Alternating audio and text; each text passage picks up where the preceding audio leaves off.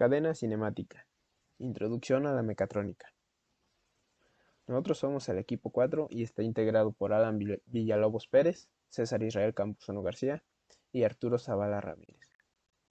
Los materiales que usamos para la realización de esta maqueta fueron palitos de madera, tornillos, un papel cascarón, un motorreductor, una rueda para motorreductor, así como cables. El primer paso fue medir cada uno de los palitos que iban a conformar los brazos para esta cadena. El primero, que fue de 14 centímetros, el segundo de 11 centímetros y el tercero de 11.5 centímetros. Para perforarlos utilizamos un taladro y una broca del mismo diámetro que los tornillos que usaremos posteriormente. El paso 2 fue realizar un bosquejo de cómo era el diseño que teníamos.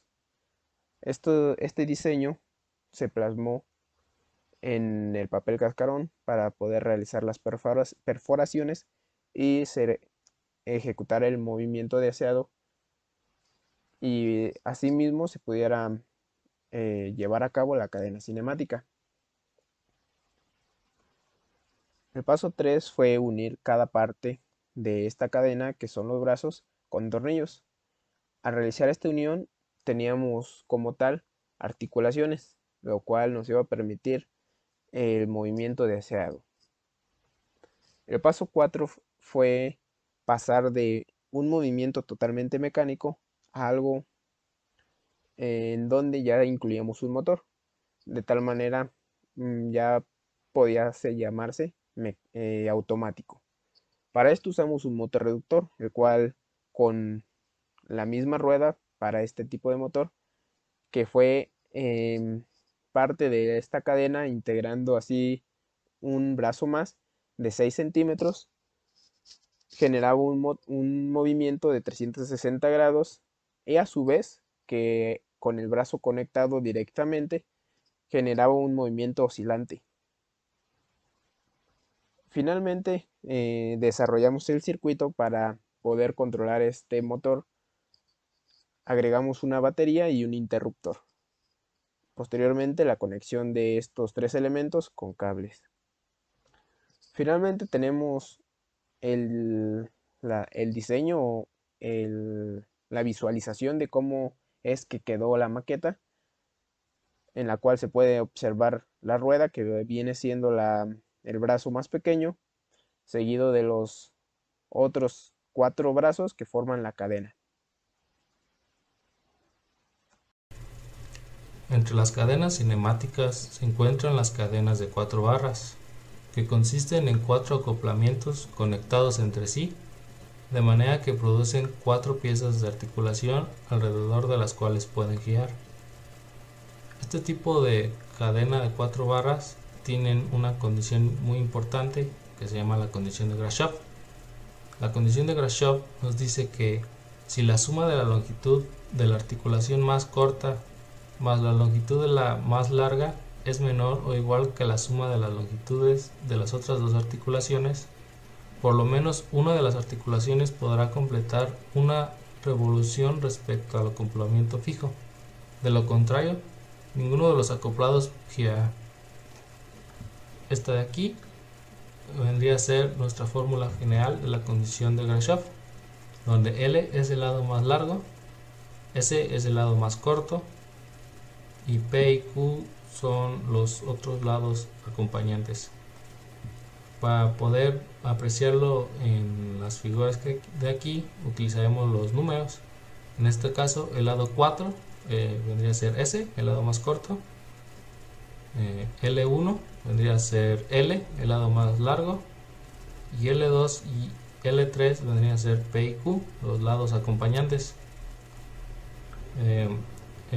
Estos son 3 de los principales tipos de cadena de 4 barras. El inciso A es de doble palanca. El inciso B es un mecanismo de palanca cigüeñal, que es el que utilizamos o en el que nos basamos para hacer esta maqueta.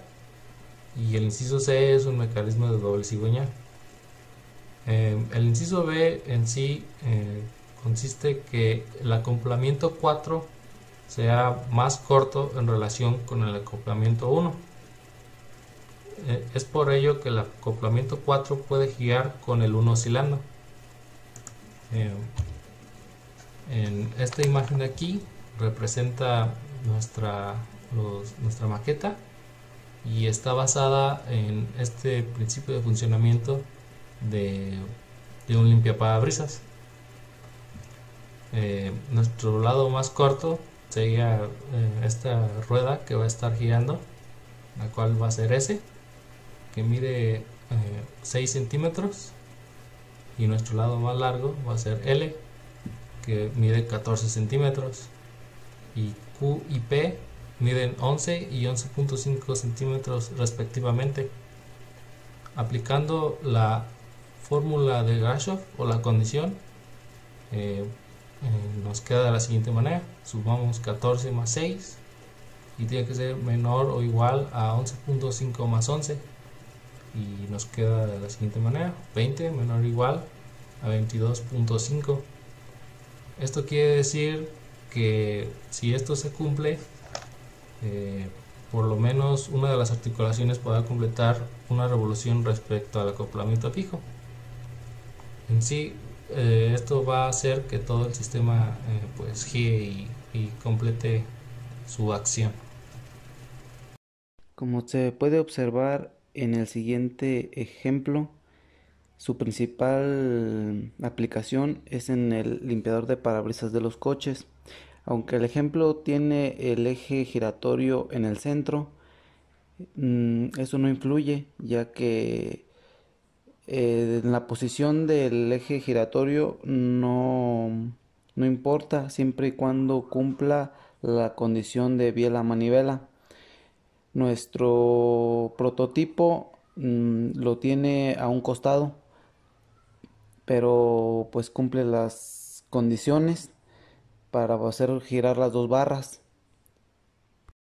El siguiente es nuestro prototipo. Como se puede apreciar, tiene en diferente posición el eje giratorio para el movimiento, pero eso no influye, ya que igual que el ejemplo pasado, cumple con la condición de biela manivela, y eso hace que los dos extremos giren debidamente.